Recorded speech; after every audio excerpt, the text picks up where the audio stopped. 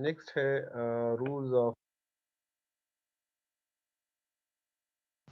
ये जो पहला रूल है कि recognisation of rules of integration, recognisation d by D x of integral f of x D x is equal to f of x. इस फार्मूले का ये मकसद है कि the derivative of the integral, मतलब है कि अगर आप किसी फंक्शन को पहले आप इंटीग्रेट करते हैं और बाद में आप डिफरेंशिएट करते हैं तो आपको वापस वही फंक्शन मिलेगा।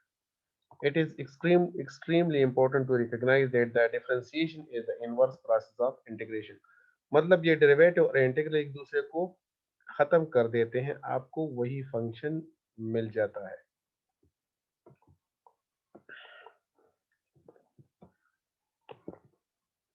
तो यहाँ पर ये इन्होंने प्रूव किया है कि अगर आपके पास एफ ऑफ एक्स ये एक्स क्यूब के बराबर हो, तो जब आप एक्स क्यूब को इंटीग्रेट करते हैं तो एक्स क्यूब का इंटीग्रल होगा एक्स पावर 4/4 प्लस सी। और अब आप ये जो नया फंक्शन आ गया, this is the integral of X cube. अब आप इसका डेरिवेटिव ले तो D by D x of x power 4/4 plus C, तो एक्स पावर 4 का डेरिवेटिव आएगा 4x³ और बाई 4 आ जाएगा और सी का डेरिवेटिव 0, तो 4x³ बाई 4 वापस आपके पास x³ आ जाएगा। तो इसका मतलब कि आप अगर आप किसी फंक्शन को पहले इंटीग्रेट करते हो बाद में डिफरेंशिएट करते हो तो आपको वही फंक्शन मिलेगा।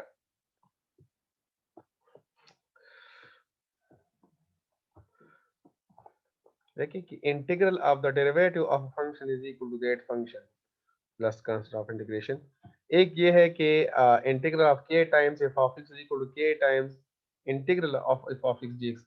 जिस तरह हमने डेरिवेटिव्स में पढ़ा था कि आप किसी कांस्टेंट को डेरिवेटिव ऑपरेटर के बाहर आप इसको शिफ्ट कर सकते हैं, ठीक है। तो जिस तरह कांस्टेंट मल्टीपल रूल था, तो ये भी वो कांस्टेंट मल्टीपल रूल है कि अगर इंटीग्रल साइन के अंदर कोई कांस्टेंट हो तो उसको आप बाहर शिफ्ट कर सकते हैं। देखिए K times F of X DX is equal to K times integral of F of X DX. और यहाँ पर ये एक फार्मूला है कि the sum of the integral of the sum of two functions is equal to the sum of the integral of these two functions. ये जिस तरह डेरिवेटिव में सम रूल था कि दो फंक्शंस का अगर आप सम का आप डेरिवेटिव लेंगे तो डेरिवेटिव आप अलग अलग दोनों फंक्शंस पर आप अप्लाई कर सकते हैं।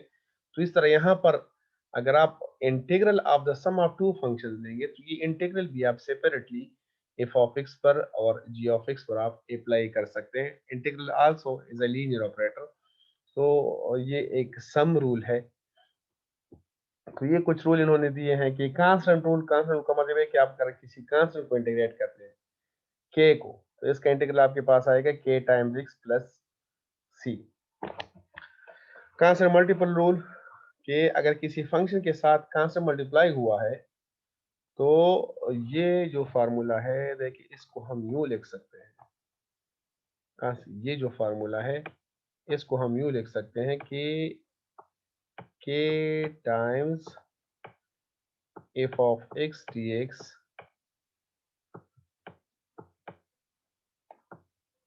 इसको हम यूं लिखेंगे के को बाहर लिखें और F of x D x कर दें। Now if the anti derivative of F of X is capital F of X, तो फिर इसको हम लिख देंगे के times capital F of x और प्लस सी। तो यहाँ पर ये मिस्टेक है, इसको जरा करेक्ट कर ले। ये जो स्मॉल एफ है ना इसको आप रिप्लेस कर दे कैपिटल एफ से।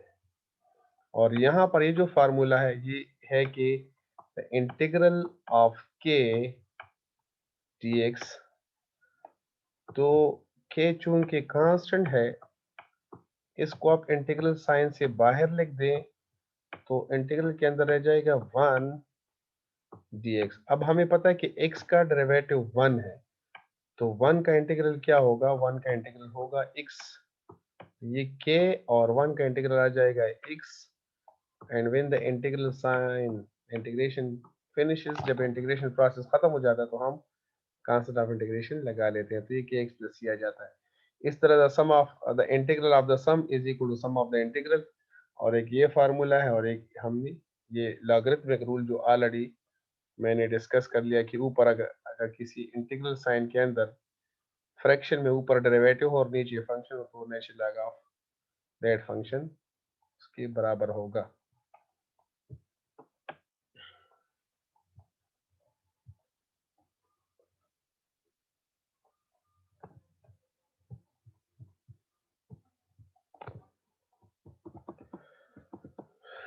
Constant rule, evaluate the following integrals. देखिए इंटीग्रल हमने इवैल्यूएट करना है 10 प्लस ए dx को। 10 प्लस ए को हमने इंटीग्रेट करना है विद रिस्पेक्ट टू इस। तो इस इंटीग्रल में हमारे पास ये 10 भी कांस्टेंट है और ए भी कांस्टेंट है, तो बोथ आर कांस्टेंट। इसको आप किस तरह इंटीग्रेट करोगे? देखिए 10 plus a, these are constants, तो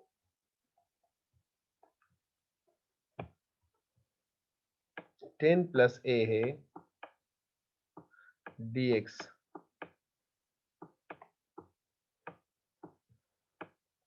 तो 10 प्लस ए को इंटीग्रल साइन से बाहर लिखो, क्योंकि 10 भी कांस्टेंट है विद रिस्पेक्ट टू x और a भी कांस्टेंट है विद रिस्पेक्ट टू x, क्योंकि इंटीग्रेशन हम विद रिस्पेक्ट टू x ले रहे हैं, both are constant. Under integral sign हमारे पास सिर्फ 1 रह जाएगा, और हमें पता है कि 1 का इंटीग्रल क्या है? 1 का इंटीग्रल है, 1 का एंटी डेरिवेटिव है x के बराबर, तो ये 10 प्लस a इंटू एक्स और प्लस c आ जाएगा, ये इसका इंटीग्रल होगा। सिमिलरली ये 10 plus A into X square D x, तो 10 प्लस ए को बाहर कर दो और एक्स स्क्वायर का इंटीग्रल है x square X cube plus 3 और प्लस सी। अब यहाँ पर ये सम रूल एक्सप्लेन हो चुका है।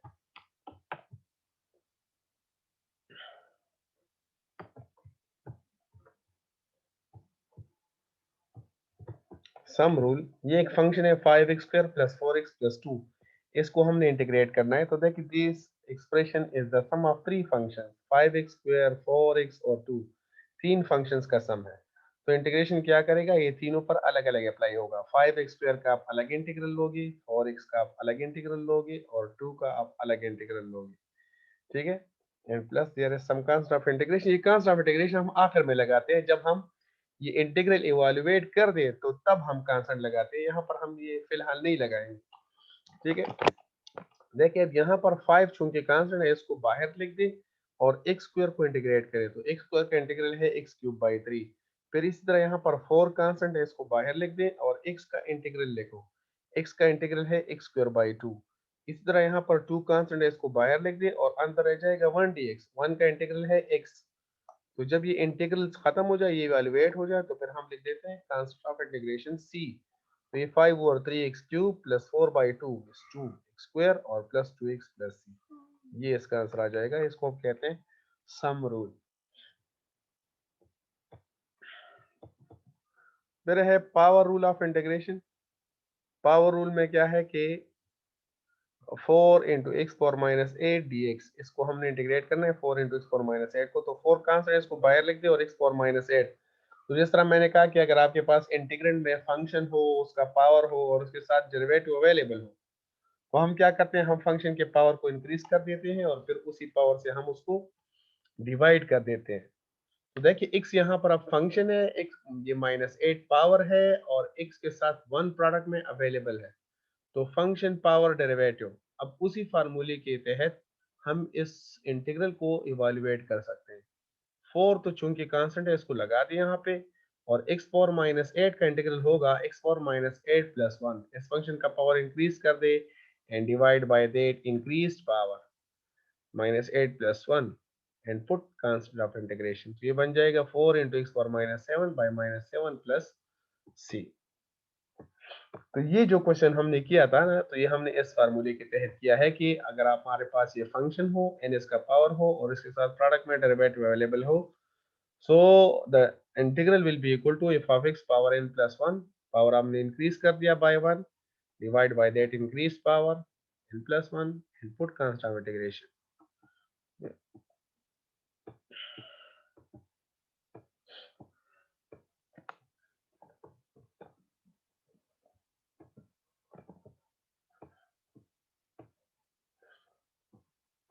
यहाँ पर ये प्रूफ है, इसकी प्रूफ की कोई जरूरत नहीं है।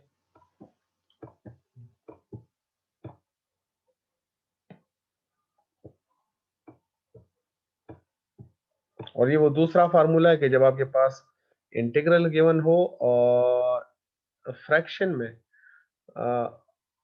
नीचे फंक्शन हो और न्यूमरेटर में उसका डेरिवेटिव हो, so the integral will be equal to natural log of the function plus C. तो ये दो फार्मूले यूज होते हैं इस एक्सरसाइज में, इनकी मदद से हमने ये क्वेश्चंस करने हैं।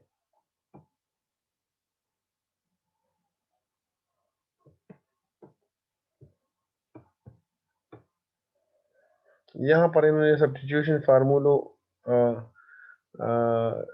सब्स्टिट्यूशन मेथड यूज किया है। तो ये मेरे ख्याल में एक्सरसाइज में हम कर लेंगे कि how to use the method of substitution to solve a question, integration by substitution।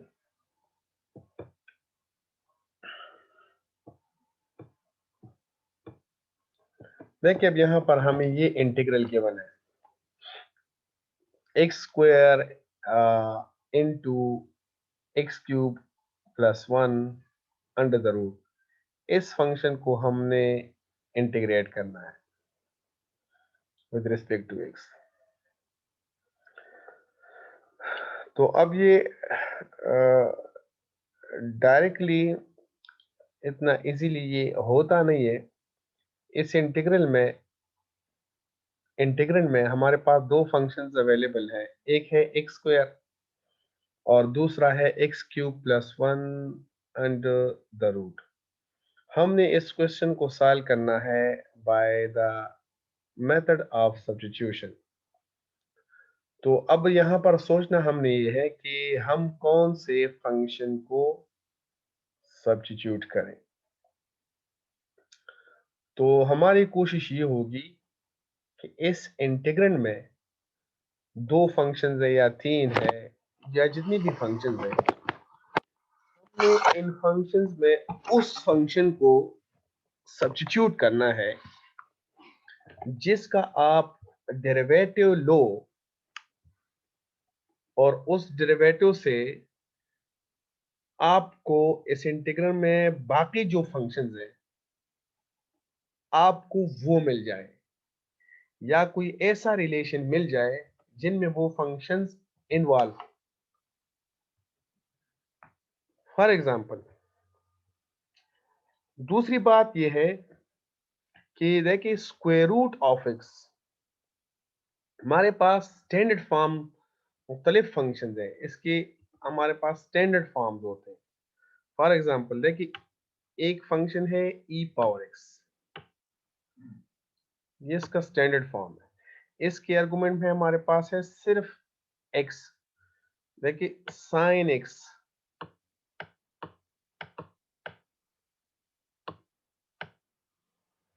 Log x,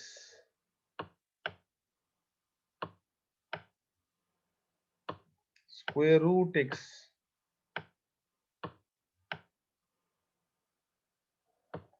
ठीक है ना। तो देखिए आर्गुमेंट में हमें क्या नजर आ रहा है, लॉग एक्स में भी सिर्फ एक्स है, स्क्वायर रूट एक्स में भी सिर्फ एक्स है, साइन एक्स में भी एक्स है, ई पावर एक्स में भी एक्स है। तो जब फंक्शंस, अब इसका इंटीग्रल भी हमारे पास अवेलेबल है, ठीक है, इसका इंटीग्रल भी हमारे पास अवेलेबल है। तो जब फंक्शंस इस तरह के इस फॉर्म में हो तो फिर आप यहाँ पर तो कोई सब्स्टिट्यूशन हम नहीं कर सकते। जब आपको ई पावर एक्स के अलावा अगर कोई इस तरह का रिलेशन गिवन हो, E power square root of X, तो देखिए ये अपने स्टैंडर्ड हालत में नहीं है, स्टैंडर्ड फॉर्म में नहीं है। तो अब हम क्या करेंगे, हम सब्स्टिट्यूट करेंगे स्क्वायर रूट ऑफ एक्स को टी से या वी से या यू से, आप इसको सब्स्टिट्यूट करें और फिर उस इंटीग्रल को सॉल्व करें। अगर आपको साइन एक्स के बजाय इस, ये एक फंक्शन है जो अपने ओरिजिनल स्टैंडर्ड हालत में है, अगर आपको इस तरह के बनो, फॉर एग्जांपल कोई फंक्शन हो जो इस तरह हो के साइन एल एन एक्स, तो नॉर्मली तो हमारे पास साइन एक्स होता है, अब यहाँ पर क्या है साइन एल एन एक्स है, so we need to substitute ln x। अब नॉर्मली हमारे पास होता है स्क्वायर रूट ऑफ x, अब यहाँ पर क्या है, square root of x cube plus 1 है, तो we need to substitute this इस x क्यूब प्लस 1, इसको आप सब्स्टिट्यूट करें तो let u is equal to, book में क्या लिया गया है कि u is equal to x cube plus 1, आपने सब्स्टिट्यूट कर दिया x क्यूब प्लस 1 को u से। इनिशियली आपके पास, ओरिजिनली आपके पास जो वेरिएबल इन्वॉल्व था वो x था, अब आपने एक नया वेरिएबल इंट्रोड्यूस किया u। अब आप क्या करोगे, ये जो नया वेरिएबल है इसका जो ओरिजिनल वेरिएबल है x, इसके लिहाज से आप डेरिवेटिव लोगे du बाय dx, u का डेरिवेटिव लो विद रिस्पेक्ट टू x, वो दोनों साइड्स का, इस इक्वेशन का विद रिस्पेक्ट टू x आप डेरिवेटिव लो तो du by dx is equal to आ जाएगा x क्यूब का डेरिवेटिव आ जाएगा 3x स्क्वायर और 1 का डेरिवेटिव 0, ये du by dx is equal to 3x square आ जाएगा। अब आपने चूंकि इस एक्सप्रेशन को रिप्लेस कर दिया u से, तो यही जो एक्सप्रेशन है इसको भी आपने रिप्लेस करना है by some expression in u, और इसको भी आप dx को भी आपने रिप्लेस करना है by some expression which involves u। तो जब आपने डेरिवेटिव ले लिया du by dx is equal to 3 square, तो इसको हम यूं लिख सकते हैं कि du is equal to 3x square dx, ठीक है। तो यहां पर इस इंटीग्रल में अगर आप देखें x क्यूब प्लस 1 को तो हमने u से रिप्लेस कर दिया, बाकी क्या बचा हमारे पास, ये बच गए dx बच गया और x स्क्वायर बच गया, इन दोनों का प्रोडक्ट देखिए x स्क्वायर इंटू dx, तो देखिए ये है x स्क्वायर इंटू dx। अब यहां से आप x स्क्वायर इंटू dx की वैल्यू फाइंड करें तो इसको मैं लिख सकता हूं du by 3 is equal to x square into dx।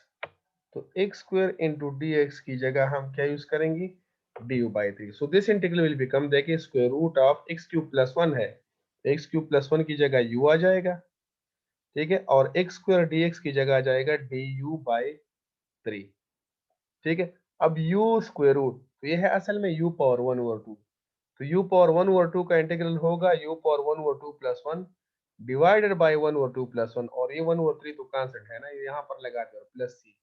अब आप u की अपनी वैल्यू लगा दे, u की अपनी वैल्यू है x क्यूब प्लस 1, तो आपको आंसर मिल जाएगा।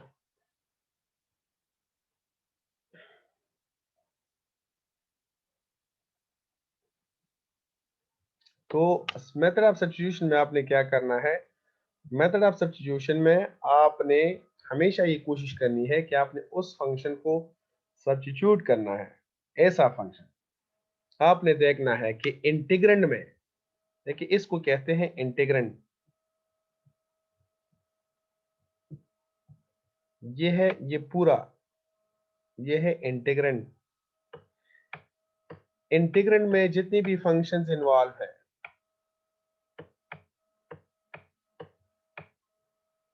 आपने उनमें से किसी एक को सब्स्टिट्यूट करना है टू सॉल्व दैट इंटीग्रल, या उसको सिंपलेस्ट फॉर्म में लाने के लिए इंटीग्रैंड आपने उस फंक्शन को सब्स्टिट्यूट करना है कि जिसका आप डेरिवेटिव ले, और जो डेरिवेटिव आपके पास आ जाए वो उस डेरिवेटिव में ये बाकी फंक्शंस इन्वॉल्व हो। जिस तरह देखिए हमने x क्यूब प्लस 1 को सब्स्टिट्यूट किया u से, उसका हमने डेरिवेटिव लिया तो हमें मिला 3x स्क्वायर dx, तो उसके डेरिवेटिव में x स्क्वायर dx हमें मिल गए, उनकी वैल्यूज हमें मिल गई। तो आपने हमेशा कोशिश करनी है, आपने ऐसे फंक्शन को सब्स्टिट्यूट करना है जिसका डेरिवेटिव लेने के बाद आपको बाकी जितनी भी यहाँ पर एक्सप्रेशन फंक्शन इन्वॉल्व है उनकी सब्स्टिट्यूशन आपको मिल जाए, उनकी रिप्लेसमेंट आपको मिल जाए।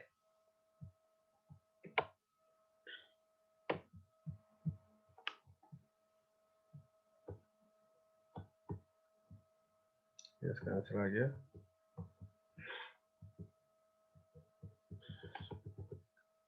अब देखिए यहाँ पर if k is a real and k not equal to 0, then E power x का डेरिवेटिव भी ई पावर एक्स है और ई पावर एक्स का इंटीग्रल भी ई पावर एक्स ही है।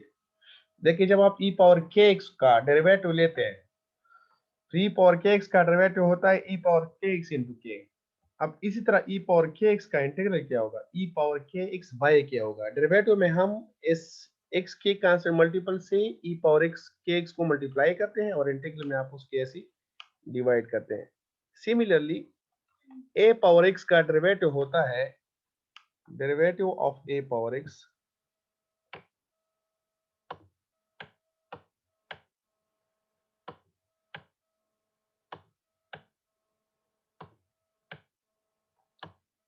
ये होता है ए पावर एक्स ln a। देखिए हम इस ए पावर एक्स को ln a से मल्टीप्लाई करते हैं तो इंटीग्रल इसका एंटी है। ए पावर एक्स का इंटीग्रल क्या होगा, ये होगा ए पावर एक्स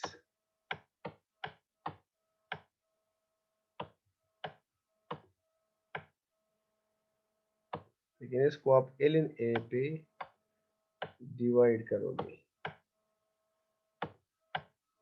डेरिवेटिव में आप मल्टीप्लाई करते हैं और इंटीग्रेशन में आप डिवाइड करते हैं।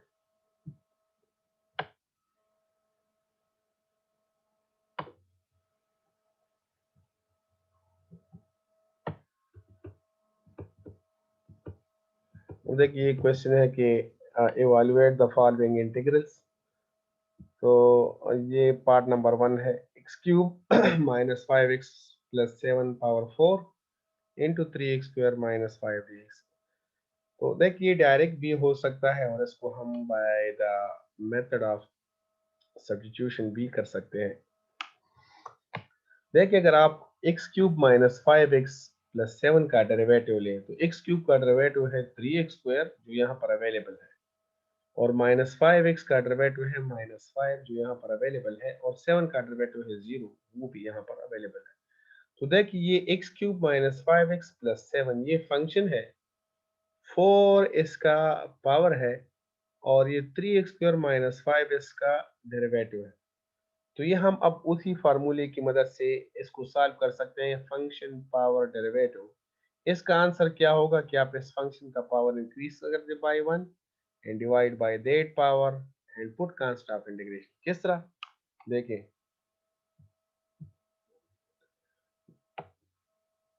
ये एक्स क्यूब माइनस 5x, अगर आप इसको डायरेक्ट करना चाहें प्लस 7 पावर 4 और into 3x square minus 5 dx। तो देखिए ये फंक्शन है x cube minus 5x plus 7, ये पावर है और ये इसका डेरिवेटिव है। तो by that formula function power derivative आप क्या करेंगे, फंक्शन का पावर आप इंक्रीज कर दे, X cube minus 5x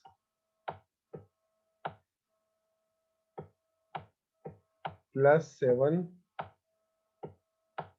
power को आप इंक्रीज कर दें, पावर 4 था इसको 5 बना दे और 5 बाय 5 और अब ये इंटीग्रल सॉल्व हो गया तो put constant of integration plus C आ जाएगा। तो ये तो डायरेक्ट मेथड है अगर आप इसको डायरेक्ट करना चाहें। दूसरा ये है कि अगर आप इसको सब्स्टिट्यूशन से करना चाहें तो सब्स्टिट्यूशन में मैंने आपसे कहा था कि आपने हमेशा उस फंक्शन को सब्स्टिट्यूट करना है। आपने सोचना है कि मैं किस फंक्शन को सब्स्टिट्यूट करूं, आपने उस फंक्शन को सब्स्टिट्यूट करना है जिसका आप डेरिवेटिव ले और आपको इस इंटीग्रेंड में बाकी जो फंक्शंस है वो मिल जाए। तो देखिए x cube minus 5x plus 7 को अगर हम सब्स्टिट्यूट करें तो इसका डेरिवेटिव लेने के बाद हमें 3x स्क्वायर माइनस 5 मिलता है। लेकिन अगर आप 3x स्क्वायर माइनस 5 को सब्स्टिट्यूट करें तो इसका डेरिवेटिव हमारे पास आता है 6x। तो यहाँ पर कहीं पर भी हमें 6x नजर नहीं आ रहा, तो हम 3x स्क्वायर माइनस 5x को अगर सब्स्टिट्यूट करें तो कोई फायदा नहीं होगा। हम क्या करेंगे, हम x cube minus 5x plus 7 को हम सब्स्टिट्यूट करेंगे, तो ये भी रिप्लेस हो जाएगा। तो लेट एक substitute X cube minus 5x plus 7 by U, दोनों साइड्स का डेरिवेटिव ले विद रिस्पेक्ट टू एक्स। तो X cube minus 5x plus 7 का derivative with respect to X और यू का भी derivative with respect to X. X cube minus 5x plus 7 का derivative आ जाता है 3x square minus 5 is equal to D you by D X. D X को इधर मल्टीप्लाई करें तो 3x square minus 5 d x is equal to D u. अब देखिए 3x square minus 5 d x की जगह हम लगा देंगे डी यू, और x cube minus 5x plus 7 की जगह हम लगा देंगे यू। तो ये इक्वेशन हमारे पास बन जाएगा, ये x cube minus 5x plus 7 power 4 3 square minus 5 dx, ये इक्वल आ जाएगा u पावर 4 du के। अब u फंक्शन 4 पावर और 1 इसका डेरिवेटिव, तो इसका इंटीग्रल आ जाएगा u power 5 by 5 plus c, और अब u की अपनी वैल्यू लगा दे, X cube minus 5x plus 7 power 5 by 5 plus c आ जाएगा। सिमिलरली ये जो दूसरा पार्ट है, इसमें आपने क्या करना है, ये वो दूसरे फार्मूले से होता है, वो क्या है, देख यहाँ पे अगर आप देखें तो इस इंटीग्रल में 9x प्लस 7 है डिनोमिनेटर में। अगर आप इस 9x प्लस 7 का डेरिवेटिव लें तो 9x का डेरिवेटिव आता है 9, ठीक है, और 7 का डेरिवेटिव आता है 0। अब इस फंक्शन का डेरिवेटिव 9 है, अगर 9 यहाँ पर अवेलेबल होता तो हम इस पर वो फार्मूला अप्लाई करते कि डिनोमिनेटर में फंक्शन और न्यूमरेटर में डेरिवेटिव, लेकिन अब यहाँ पर 9 है नहीं, तो 9 इज अ कांस्टेंट, ये हम ला सकते हैं, ठीक है। देखिए इस इंटीग्रल को अगर हम यूं लिख दें 1 ओवर 9x प्लस 7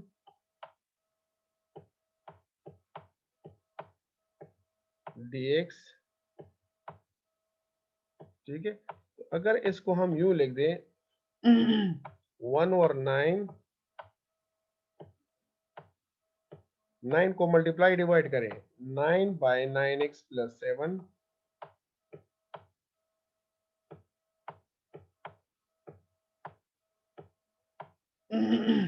dx, तो अब देखिए ये फंक्शन है 9x प्लस 7 और ये 9 इसका डेरिवेटिव है, तो नीचे फंक्शन डिनोमिनेटर में न्यूमरेटर में इसका डेरिवेटिव अवेलेबल है, तो बाय दैट फार्मूला ये इंटीग्रल इक्वल आ जाएगा natural log of the function. तो आपने एब्सोल्यूट लेना है ln absolute of 9x plus 7 और plus c constant of integration, ठीक है।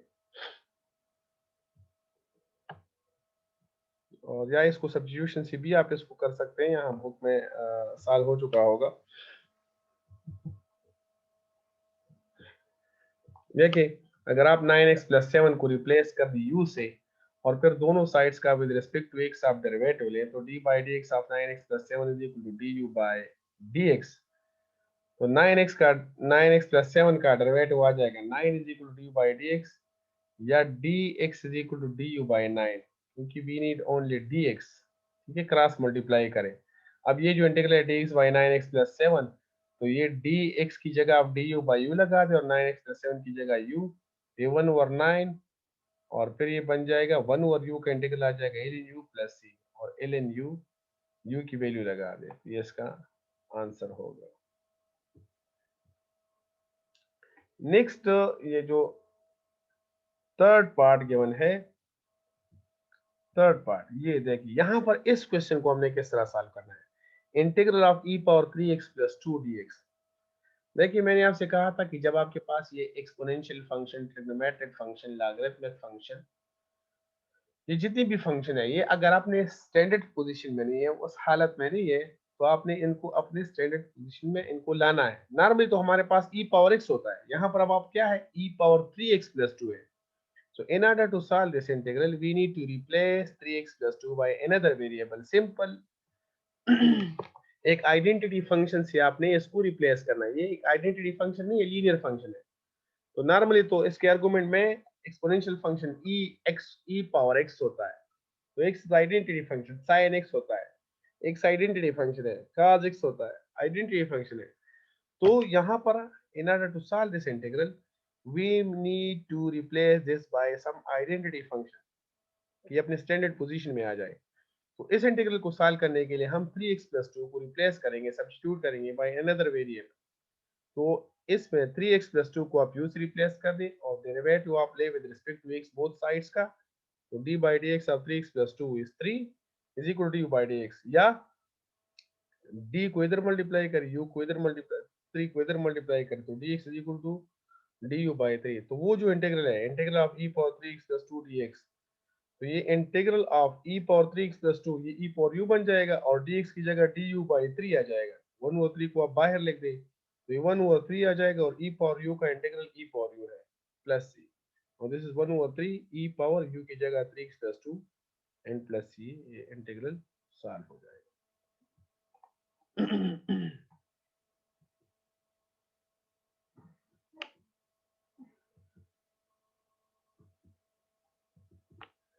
देखिए जिस तरह शुरू में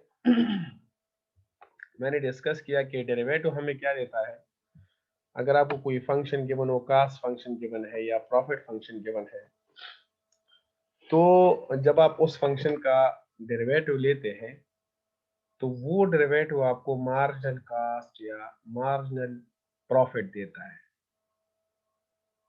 ठीक है।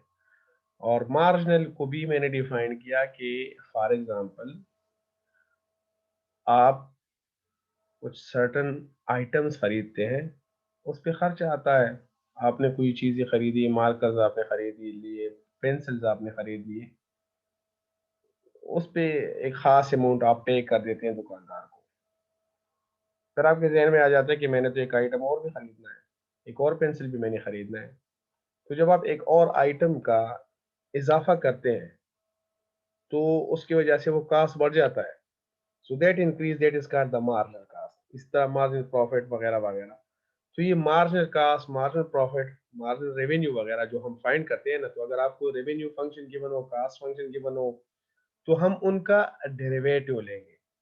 तो डेरिवेटिव हमें मार्जिनल कास्ट और ये मार्जिनल प्रॉफिट हमें देगा। टोटल फंक्शन हमें गिवन होता है, हम उसका डेरिवेटिव ले लेते हैं तो हमें मार्जिनल, मतलब कास्ट फंक्शन हमें गिवन होता है, हम डेरिवेटिव ले लेते हैं तो हमें मार्जिनल कास्ट मिल जाता है। प्रॉफिट फंक्शन हमें गिवन होता है, हम उसका डेरिवेटिव ले लेते हैं तो हमें मार्जिनल प्रॉफिट मिल जाता है। अब इंटीग्रेशन में हम इसका रिवर्स प्रोसेस हम फाइंड करें। रिवर्स प्रोसेस में क्या होगा कि आपको मार्जिनल कास्ट फंक्शन गिवन होगा, मार्जिनल प्रॉफिट गिवन होगा और आपसे कहा जाएगा कि find the total cast, find the total profit. तो इसके लिए आपने उस मार्जिनल कास्ट जो आपको गिवन होता है उसको आपने इंटीग्रेट करना होगा, रिवर्स प्रोसेस आपने अप्लाई करना होगा। तो इसके लिए एग्जांपल है कि an item is purchase at a rate of RS2। तो देख यहाँ पर रेट गिवन है, rate, so derivative is the rate, मतलब हमें डेरिवेटिव गिवन है। Find the total cast y of x of the x number of items। आपने total cast find करना है, मतलब मार्जिनल कास्ट गिवन है, आपने टोटल कास्ट गिवन फाइंड करना है। तो we need to integrate this. अब पार्ट ए में लिखा है कि determine the fix cost. Fix cost के लिए हम कांस्टेंट ऑफ इंटीग्रेशन फाइंड करेंगे।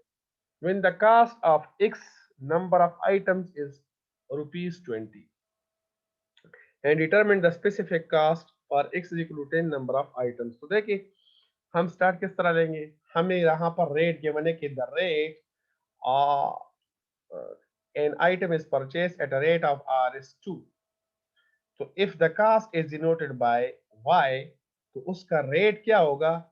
अगर कास्ट फंक्शन को आप डिनोट करें y से, अगर कास्ट फंक्शन को आप डिनोट करें y ऑफ x से, ठीक है, if this is the cost function, तो इसका रेट क्या होगा, the rate of cost function, मतलब the marginal cost, this is 2। Now we need to find the total cost। तो total cost के लिए आप क्या करोगे, total cost के लिए आप इस इक्वेशन को आप इंटीग्रेट करोगे। तो आप y प्राइम को आप इंटीग्रेट करोगे, तो आप इसको भी इंटीग्रेट करें, integrate y prime with respect to x।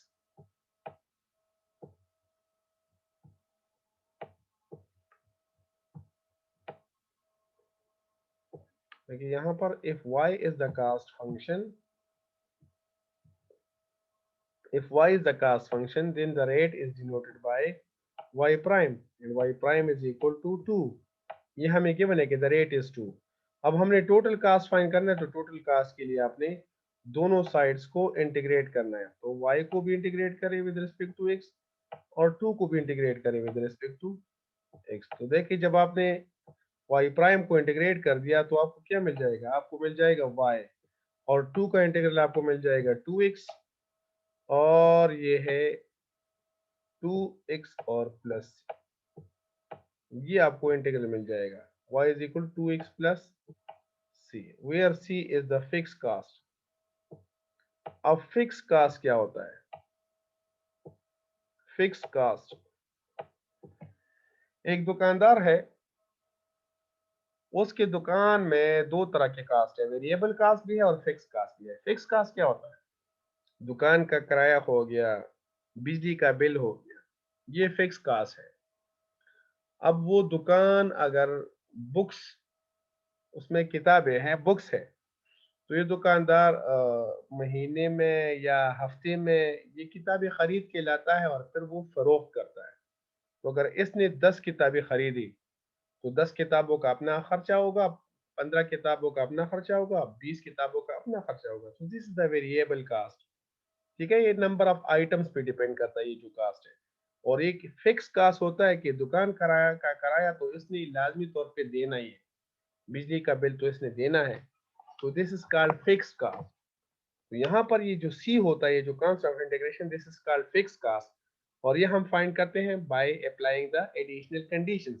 तो इन्होंने बताया है कि determine the fix cost when the cost of 4 items is 20 rupees, मतलब y is 20 when x is 4, तो y की जगह 20 पुट कर दे और x की जगह 4 पुट कर दे। तो देखिए यहाँ पर y की जगह 20 और x की जगह 4, तो 20 is equal to 2 into 4 plus c, तो c इज इक्वल टू 12 आ जाएगा। The fix cost is 12। ठीक है, अब इसको इस इक्वेशन में आप सब्स्टिट्यूट करें, तो कास्ट फंक्शन हमारे पास, टोटल कास्ट जो है ना, ये आ जाएगा, टोटल कास्ट हमारे पास आ जाएगा y is equal to 2x plus 12। अब इन्होंने कहा कि find the cost of 10 items, तो 10 आइटम्स के लिए आप x की जगह 10 पुट कर दें, तो 2 इंटू 10 20 प्लस 12 32। तो 10 आइटम्स अगर आप खरीदेंगे तो उस पर कितना खर्च आएगा? 32 रुपीज आएगा। ये नेक्स्ट एग्जांपल है, और मेरे ख्याल में फिर ये एक्सरसाइज है, एक्सरसाइज स्टार्ट करते हैं 5.1। ये एग्जांपल आप खुद देख लें, ये भी इंटीग्रेशन से रिलेटेड है, इसमें इतना मसला नहीं है।